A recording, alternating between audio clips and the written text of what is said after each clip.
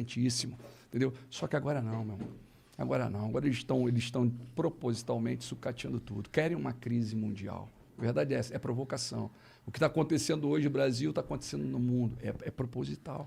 Conta mais sobre isso, porque isso quando você se candidatou a presidente da última vez, uma das coisas que mais fez mídia ou viralizou das suas falas foram aquelas questões da...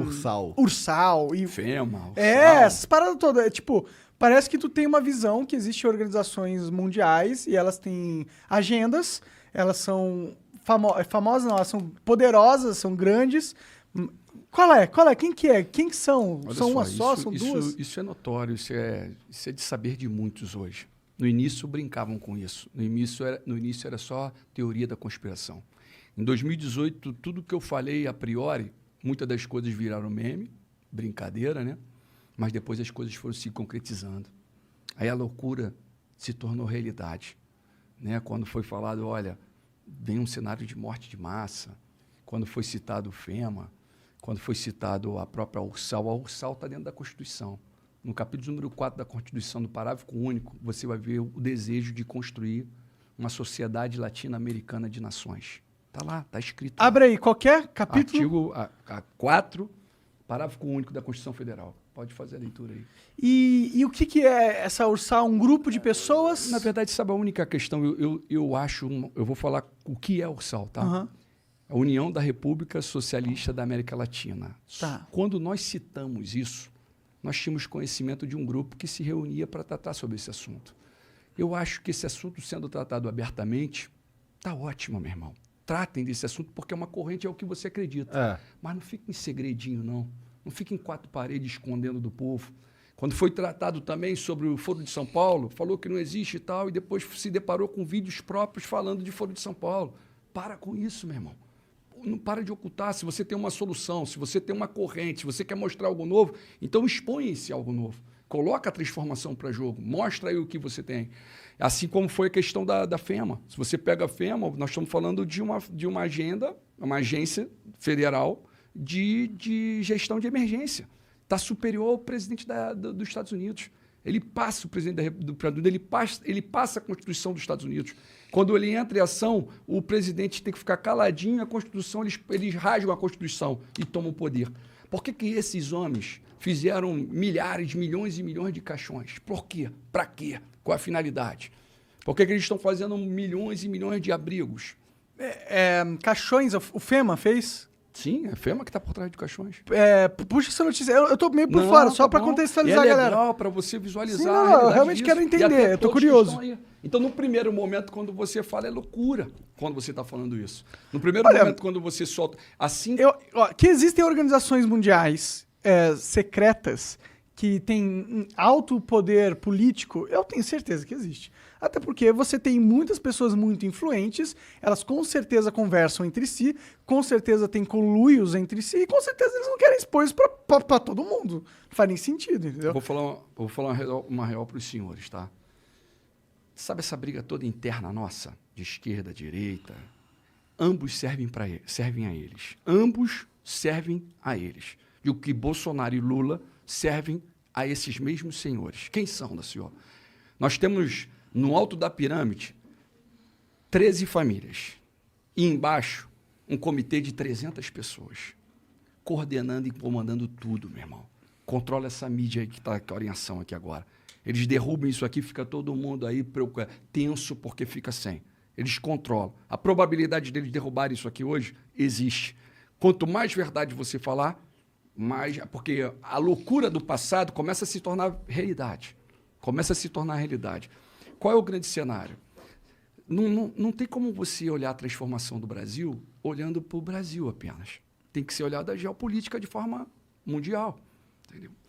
Aí você pega o cenário, os Estados Unidos está como potência mundial, final da Primeira, Segunda Guerra principalmente, ele está como uma grande potência mundial. Só que a China está batendo a porta falando, agora é minha vez. Agora é minha vez. Olha aí o que está acontecendo hoje, as pessoas não têm conhecimento. Taiwan. Observe o que está acontecendo no Taiwan hoje. Mas isso aí não é de hoje, isso aí tem mais de 20 anos.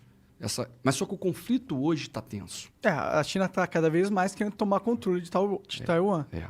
Estão falando de tecnologia avançadíssimas, microchips avançadíssimos. Empresas, tem uma empresa lá conhecida como TSMC. Essa empresa aí é uma potência para o mundo, meu irmão. A tecnologia depende diretamente para um país que é desse tamanho, com um pouquinho mais de 20 milhões de habitantes. E estamos aí agora vivendo uma tensão muito grande com os Estados Unidos e a China querendo, porque a China coloca que é território dela, os Estados Unidos tomou posse dela ali porque é um controle. Os Estados Unidos gostam de fazer guerra na casa dos outros. Então, ele domina as regiões dos outros. Mas só que os Estados Unidos vem perdendo tanta potência, ele vem perdendo potência ao ponto da Crimeia, junto com a Ucrânia. A Ucrânia e a Crimeia estão ali lado a lado. A Rússia anexou a Crimeia a eles e os Estados Unidos ficou caladinho. Nem falou, nem abriu a boca. E não fiquem surpresos se agora também não fizer nada nesse momento. E todos estão preocupados ao redor. O Japão está preocupado, a Austrália está preocupado. Os taiwaneses devem estar preocupados pra caralho, né? Tá tendo vários protestos lá fora. Eles estão preocupados, ao mesmo tempo eles ficam seguros porque a tecnologia que eles têm hoje só tem ali. Então eles falam assim, opa, não vão destruir aqui a gente por total. Então ali tem um cenário desse aqui. A preocupação, na verdade, no cenário mundo, como nós estamos falando, nós temos que ficar preocupados com as grandes potências. E quais são as grandes potências? Quais são as grandes potências do mundo e por que elas são as grandes potências? São países que você vai falar, pô, Paquistão é grande potência, Daciolo? Paquistão é grande potência. Ele tem bomba atômica, né? Coreia do Norte, Israel meu irmão. A China, a Rússia, a França, o Reino Unido e os Estados Unidos. São 9 países que têm bomba atômica, que o Dr. Enéas falava e o pessoal brincava com ele. Entendeu? Esses países mandam. E é interessante dizer que a tensão está muito grande, meu irmão. Existe uma tensão muito grande e uma vez que a China toma Taiwan, automaticamente a China é a próxima potência mundial. Se isso passar em branco, ela é a próxima potência mundial. Só que a preocupação mundo não está aí. A preocupação muito vai além, meu irmão. Porque não parece não, meu irmão, mas o que acontece ali em Israel tem repercussão no mundo. Israel é um ponto... Não, parece sim. Não, as pessoas, muitos não sabem, né? Muitos não têm conhecimento. Mas Israel é o ponto, meu irmão. Você vê aí o Azerbaijão e a Armênia, são 2 países que estão ali, que o Irã, porque o Irã está enriquecendo urânio. A maior preocupação de Israel é isso. E Israel está preocupado, e isso é uma guerra iminente, até antecipa a de Taiwan. Essa que é a realidade, as pessoas não têm conhecimento disso. Por quê? Porque o Israel agora tem facilidade de chegar até bombardear o Irã agora antes deles terem a bomba atômica. Isso é uma guerra muito antiga. Isso não é de hoje, meu irmão. E eles têm medo, porque o Paquistão ele é inimigo mortal de Israel, né? E eles têm um governo bastante religioso. Tem os 3 irmãos ali, né, cara? Mas isso teria repercussão global muito grande também, né? Sim, mas é a mudança. Tu tá vendo o Estado Islâmico ganhando força. O Afeganistão, olha como é que os Estados Unidos saiu do Afeganistão. Olha como é que eles foram ridicularizados. Esses 20 anos que eles ficaram ali, e aí, meu irmãozão? Olha o que aconteceu. Olha como é que foi. Entendeu? Saíram de um jeito meio atabalhoado. Aí você falou, a Turquia está junto ali, está do lado, junto com o Paquistão. A Turquia e o Paquistão são amigas. Mas só que aí dentro desse cenário todo tem escrito bíblico aqui. Daciolo, tu fala isso com qual autoridade? Falando em quê? Baseado em quê? Existe uma guerra iminente que é Gog e Magog. Isso aí é o Estado. O Magog foi o filho de Jafé, que é da linhagem de Noé. Entendeu? E... na verdade, meu irmãozão, é justamente todos os povos, esse povo é representado hoje com os nomes diferentes, que é a Rússia, que é a Turquia, que é o Irã, o Iraque. E ali coloca-se que esses povos vão lutar contra Israel. E você vê que Israel é um país tão da presença da glória, tão escolhido de Deus, que em vários momentos da história... Você vê que a ONU ela é de 1947. Em 1948, a ONU, com Oswaldo Aranha, ela vai e coloca Israel de volta como uma nação. Correto? Em 2018 fizeram 70 anos disso. Israel vira uma nação. Em 1948, quando essa Assembleia da ONU verbaliza isso, Israel foi atacado por 5 países. Ali ele foi atacado automaticamente pela Líbia, pelo Egito, pela Jordânia, pelo Iraque e pelo Líbano. Os 5 lutaram contra Israel. Quem venceu essa batalha? Batalha de 1 ano. O povinho assim, ó, voltando para a terra. Quem venceu? Israel. Não bastante, em 67 acontece de novo. Só que agora em 67 vieram 3 para cima deles. O Egito, a Jordânia e a Síria. Meu irmão, foi a Guerra dos 6 Dias. De forma sobrenatural, Israel vence aquela batalha. Eles tinham ajuda dos Estados Unidos e o Não caralho? tinha ajuda do Senhor dos Exércitos, do Criador. Mas do eles não tinham sobrenatural. apoio do... Não, Entendi. a ajuda deles ali era do Senhor dos Exércitos, daquele que eu luto. É com ele que eu peito esses caras. É com ele que eu luto contra essas famílias, contra o sistema que é hoje, mais do que nunca, a previsão está toda colocada, que é o caso dos Illuminati, que é o caso da maçonaria que vem lá atrás, que fica em segredo, no segredo, segredo, segredo, segredo. Né? Você vê a história aí do próprio Illuminati, dos acontecimentos e tudo mais, surge em cima do movimento do iluminismo. Sai o absolutismo e a igreja, o rei, a igreja, o sacerdote, o nobre, a burguesia e os servos pagando imposto e o rei, a nobreza não pagavam nada, meu irmão. E aí sai o absolutismo, entra o iluminismo, sai a economia voltada no mercantismo, né? e parte para o liberalismo, né? Adam Smith até. Então, qual é a consequência disso tudo? Para onde estão levando? Qual a direção que eles querem? Meu irmão, esse sistema, eles são de 1776, tal de Adam Weishaupt. Bom, o cara é professor de direito, um alemão.